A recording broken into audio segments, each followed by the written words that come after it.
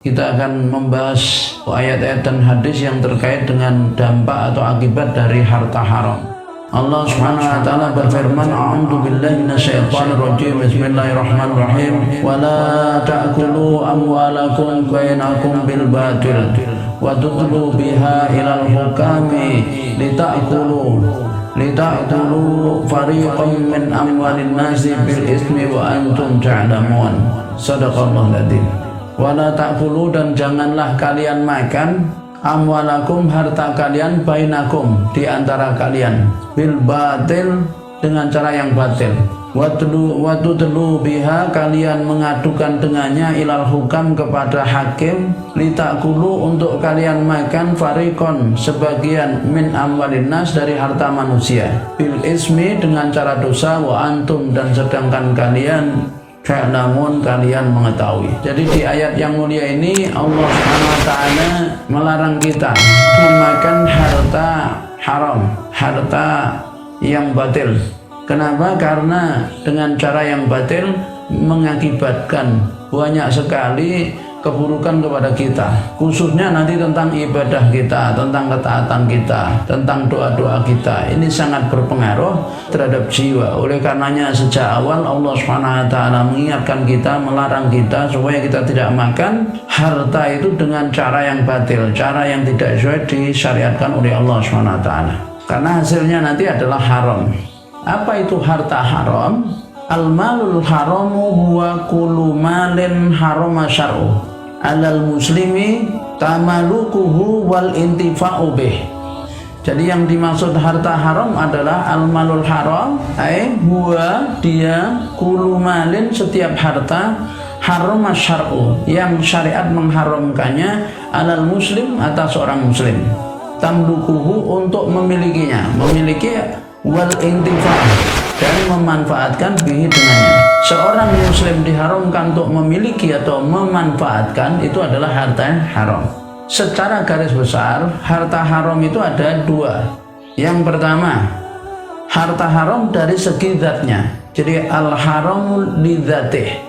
Jadi haram dari aspek zatnya, yaitu harta haram dari segi zat atau materi. Itu seperti misalnya khamar, babi, bangkai, darah, dan semua yang diharamkan oleh Allah secara zat. Itu yang pertama, jadi haram karena aspek zatnya. Yang kedua adalah yaitu haram karena cara memperolehnya. Jadi bukan dari aspek zatnya, tapi keharamannya itu disebabkan oleh cara memperoleh, cara mendapatkan.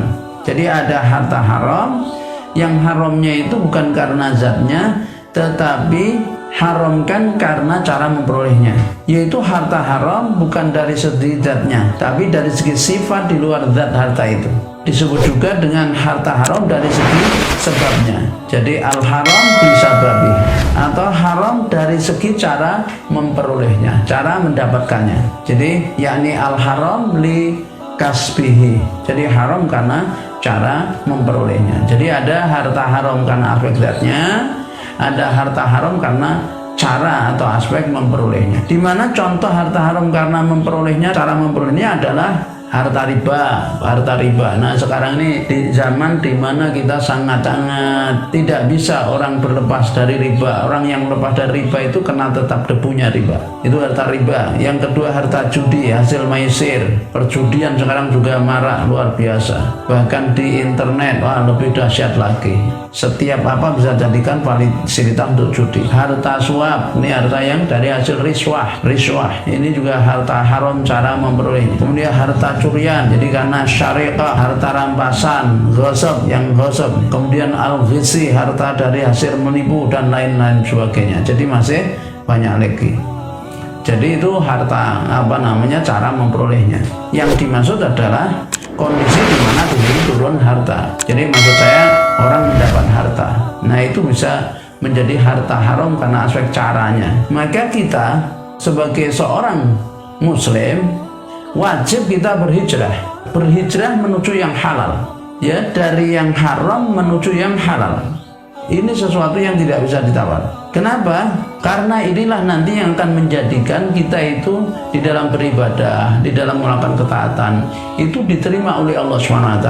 Kalau harta yang kita makan, harta yang kita peroleh, itu adalah dengan cara yang halal.